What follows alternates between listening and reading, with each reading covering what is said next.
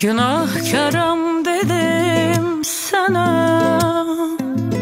mən içimdən ağlattın.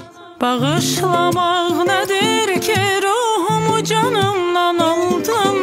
Günahkaram dedim sana, mən içimdən ağlattın.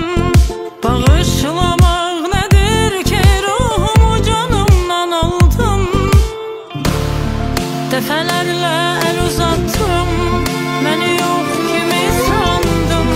Sənə yaxın olsam da heç özümə baxmadım. Neçə illər sənsizlik bir iz qoydu qəlbimdə.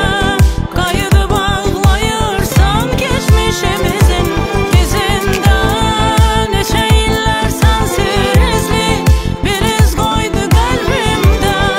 Qayıdı bağlayırsan geçmişimizin izində.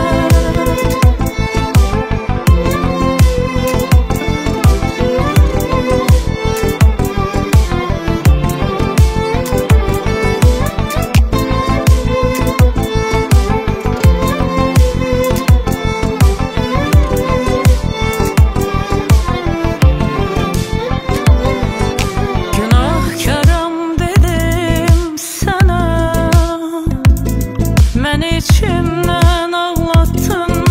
Bağışlamaq nədir ki, ruhumu canımdan aldın.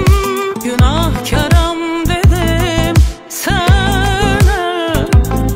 mən içimdən ağlattın. Bağışlamaq nədir ki, ruhumu canımdan aldın.